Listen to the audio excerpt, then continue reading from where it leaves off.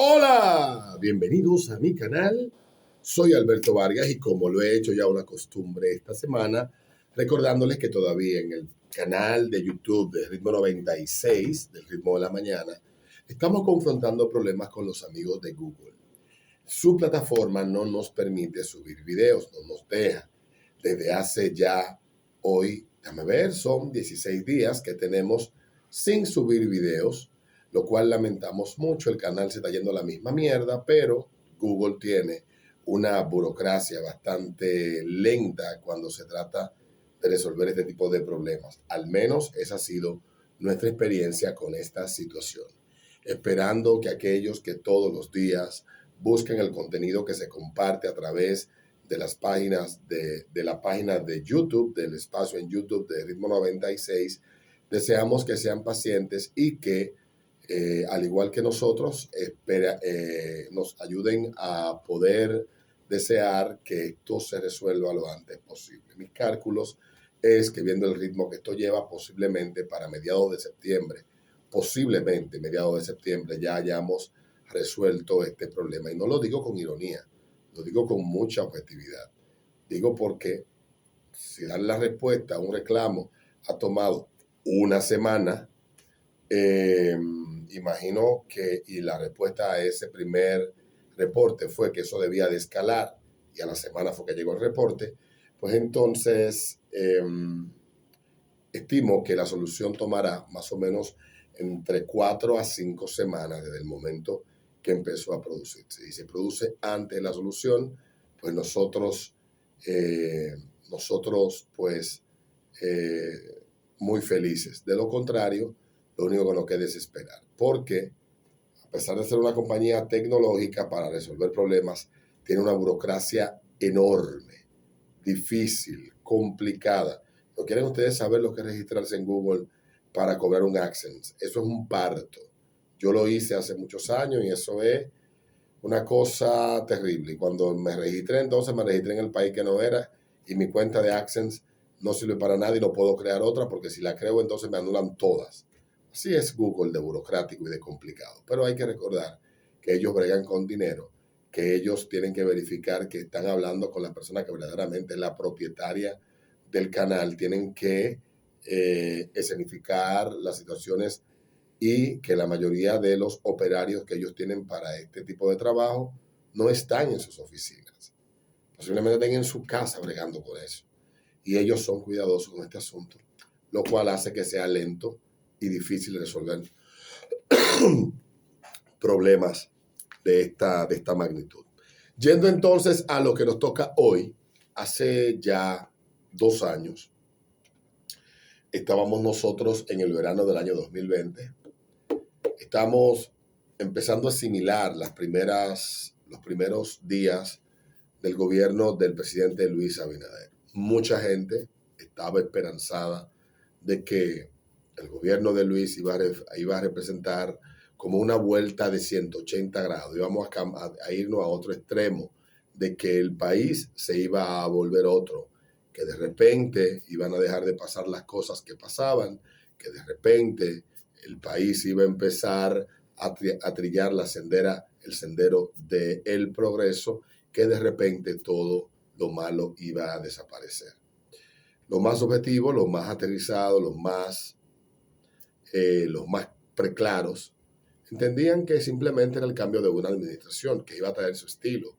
Un hombre con una visión distinta a los que habían gobernado en los últimos 16 años. Era otra forma de gobernar y otro grupo de hombres que traían también otra forma de gobernar. De entrada se veía un gobierno cargado de petulancia, de arrogancia, que muchos de ellos actuaban como que sabían manejar el Estado por una vastísima experiencia, cuando lo que llegó al poder es un montón de gente que quizás, teniendo experiencia en el sector privado, le ha ido bien, pero que no acumula en su mayoría una experiencia importante en el manejo del Estado, que no sea la que han ido adquiriendo en el tiempo que ya tienen en el poder.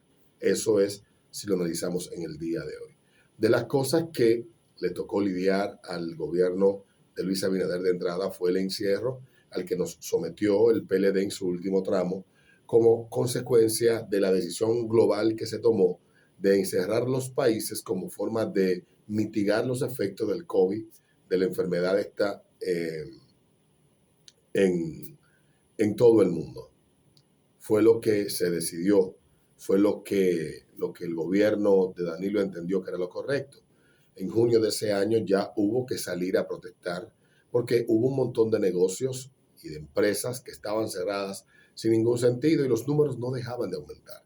Entonces uno se preguntaba si realmente tenía sentido y muchos comenzamos a cuestionar estas medidas y empezamos a denunciar que esto no iba a servir para nada y que al final esto solamente serviría para empeorar el problema y que en 2 años, como muchos expertos vaticinaron en aquel agosto-septiembre de ese año, compartí aquí información de The Great Barrington Declaration y también muchos datos compartidos por Alex Berenson, que dicho sea de paso, Alex Berenson ganó una demanda. Él es periodista, ganador de Pulitzer, escritor, fue escritor durante muchos años y editor del Wall Street Journal y del New York Times. Creo que en el Journal duró poco, pero estuvo en el New York Times mucho tiempo. Y este periodista, que muy respetado en Estados Unidos, fue de los primeros en empezar a escribir y denunciar que los encierros y que muchas de las cosas que estaban haciendo no tenían ni iban a tener ningún efecto positivo a largo plazo para enfrentar el problema que estábamos en búsqueda de enfrentar. Bueno, pues Alex Berenson, que fue suspendido el año pasado por Twitter, Alex Berenson tuvo que demandar en varios territorios a la empresa, incluido Estados Unidos, Irlanda y donde quiera que la empresa tenía un interés. Lo que hizo Alex fue eso, demandar a la empresa porque las razones que Twitter dio para censurarlo no eran verdaderas, no eran reales. Entonces, Twitter tuvo que sentarse con Alex, tuvo que reconocer que lo censuraron porque les dio la gana y luego de que la censura, que se llegó al acuerdo, el acuerdo establecía que ellos tenían que suministrar un acceso a una serie de informaciones y de datos que le permitieran corroborar a Alex Berenson que desde la Casa Blanca estaban presionando para que lo censuraran. Efectivamente, ya esta semana, el sábado, se dio a conocer en un trabajo periodístico las conversaciones. El mismo Alex, en su cuenta de Twitter, dio a conocer las conversaciones que hubo dentro de Twitter para cerrar su cuenta y que esto se debió, la decisión se debió, el cierre de su cuenta, a las presiones ejercidas por la administración Biden para que silenciaran este tipo que estaba compartiendo información que a ellos les generaba mucho ruido. Y Alex estaba compartiendo información de los mismos laboratorios, de los estudios de seguimiento de los laboratorios que fabricaron ustedes saben qué, y que se distribuyeron por todo el mundo. Y esta información a la Casa Blanca le generaba ruido y le molestaba.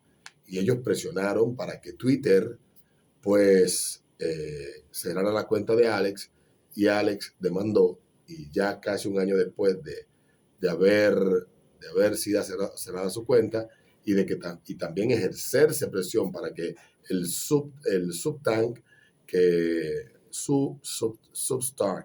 de Alex fuera también censurado, pero no lo lograron.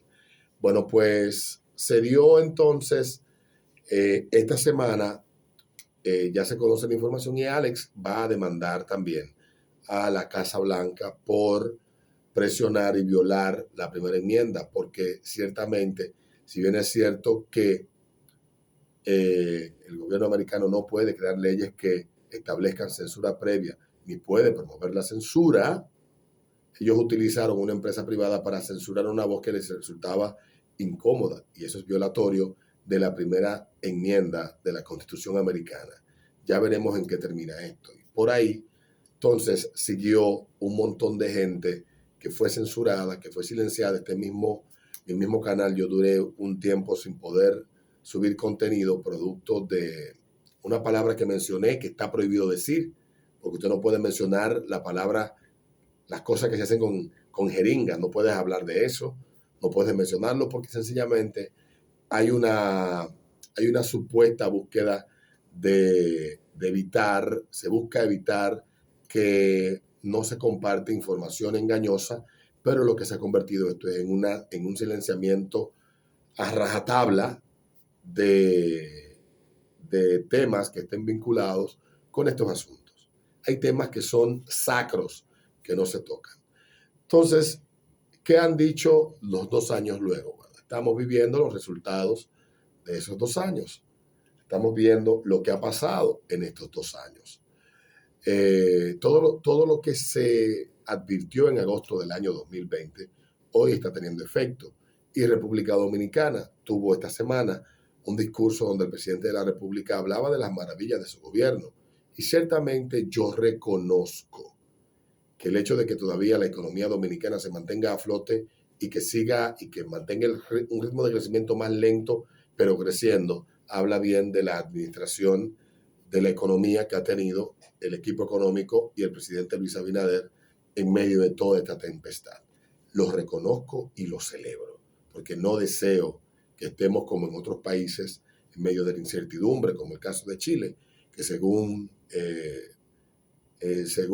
expertos internacionales, va a tener dificultades para poder enfrentar sus compromisos crediticios en los próximos 5 años. O el caso de lo que está pasando en Argentina, que la crisis económica provocada por el encierro del 2020 ha provocado una crisis institucional y gubernamental en ese país enorme. Y nos lleva entonces al siguiente punto. Encerrarnos fue una buena idea. Bueno, los resultados dicen que fue de las peores, de todas las alternativas, la peor. Y en esta semana el periódico The Telegraph publicó una información que les comparto en el día de hoy y con ella cierro. Dice, se teme que los efectos de los bloqueos estén matando más personas que la enfermedad por la que nos encerramos. Dice que los efectos de los encierros ahora pueden estar matando a más personas que las que están muriendo de la misma enfermedad por la que nos encerramos, sugieren las estadísticas oficiales. Esto es en Gran Bretaña. Las cifras de excesos de muertes de la Oficina de Estadísticas Nacionales, la ONS, muestra que alrededor de 1,000 personas más de lo habitual mueren actualmente cada semana por condiciones distintas al virus. The Telegraph entiende que el Departamento de Salud ordenó una investigación sobre las cifras en medio de la preocupación de que las muertes estén relacionadas con retrasos y aplazamientos de tratamientos de afecciones como el cáncer, la diabetes y las enfermedades cardíacas. En los últimos 2 meses, el número de muertes en exceso que no son del virus eclipsa el número relacionado con esa enfermedad. Se producen en medio de pedidos renovados de que se vuelvan a establecer restricciones como los bozales obligatorios en el invierno. Pero las cifras sugieren que el país enfrenta una nueva crisis de salud silenciosa relacionada con la respuesta a lo que inició en marzo del año pasado, más que con ese virus en sí mismo. La Fundación Británica del Corazón dijo que estaba profundamente preocupada por los hallazgos, mientras que la Asociación de Accidentes Cerebrovasculares dijo que había estado anticipando un aumento de las muertes durante un tiempo. El doctor Charles Levinson, director ejecutivo de Dr. Call, un servicio de médicos de cabecera privado, dijo que su compañía estaba viendo demasiados casos de cánceres y problemas cardíacos no detectados, así como un número inquietante de afecciones de salud mental. Cientos y cientos de personas mueren cada semana. ¿Qué está pasando? Él dijo. Desde mi punto de vista, los retrasos en buscar y recibir atención médica son sin duda la fuerza impulsora. Las estadísticas diarias de la enfermedad viral exigieron la atención de la nación, pero estas cifras aterradoras apenas se ven. Se requiere una investigación gubernamental completa y urgente de inmediato. Las cifras publicadas por la ONS el parte mostraron que el exceso de muertes es actualmente un 14.4% más alto que el promedio de 5 años, lo que equivale a 1.350 muertes más de lo habitual en la semana que terminó el 5 de agosto, dice el trabajo publicado por The Telegraph. Y dice finalmente que los encierros ahora pueden estar matando a más personas que las que murieron de la enfermedad. Comienzo por ahí. Ciertamente nosotros tomamos al principio de todo esto con mucha calma lo que estaba pasando porque desconocíamos a lo que nos enfrentábamos. Sabíamos que nos estábamos enfrentando a algo desconocido totalmente y asentimos a todo lo que se propuso. Pasado el tiempo y viendo los resultados, algunos empezamos a escuchar a aquellos que tenían el expertise, la formación, la experiencia, que en la práctica, en situaciones similares, que señalaban que ese era un enfoque equivocado para enfrentar el problema. Y le empezamos a poner atención y empezamos a escucharlo, no, porque estos tipos tal vez tuvieran una opinión con lo que se llama sesgo de validación, o sea, que como valida mi posición, estoy de acuerdo con él. No más que eso. Yo revisaba y escuchaba y contrastaba todo lo que se discutía sobre este tema. Y al final llegaba a la conclusión de que lo que se planteaba desde círculos como el de el doctor Jay Bhattacharya y el mismo Alex, que fue un gran difusor de mucha información. El doctor Bhattacharya es profesor de la Universidad de Stanford, experto en el tema de salud pública, y otros expertos en salud pública de América Latina, de Puerto Rico, de Uruguay, de Panamá, de Argentina, de Chile, que eran voces solitarias, pero que trataban de llamar la atención de que no estábamos nosotros enfrentando de la manera correcta todo esto y de que lo que estábamos haciendo iba a traer consecuencias a mediano y largo plazo que luego no iban a poder las autoridades evadir la responsabilidad de lo que ellos decidieron oportunamente con la supuesta promesa de salvar nuestras vidas. Nosotros nos pasamos la Navidad el 24 de diciembre encerrados, nos pasamos el Año Nuevo encerrados, tuvimos que pasar meses encerrados, tuvimos que asentir, perder empleos. Yo perdí un trabajo y no lo he recuperado hasta la fecha del día de hoy. Entonces, todo esto lo que deja claro es que sacrificamos mucho. Sacrificamos mucho y estamos sacrificando mucho todavía. La pregunta que me hago en este punto ya de este video es, ¿valió la pena todo el sacrificio que hicimos? Las empresas que cerraron, las personas que lo perdieron todo, ¿valió la pena? Porque de igual modo murió gente. De igual modo hubo personas que la pasaron muy mal en hospitales y clínicas. ¿Valió la pena haber puesto de rodillas a la economía, a la productividad? ¿Valió la pena habernos llenado de pánico y de temor? ¿Valió la pena haber perdido nuestra salud mental? ¿Valió la pena el que amigos hayan decidido quitarse la vida en momentos en que fueron diagnosticados con esta enfermedad? Conozco, el caso de un amigo que le pasó eso. No aguantó. Estaba tan lleno de pánico que la enfermedad lo sumió en una depresión clínica en cuestión de días. Y terminó quitándose la vida, lamentablemente. ¿Valió la pena todo eso? ¿Ha valido la pena que estemos enfermos de ansiedad?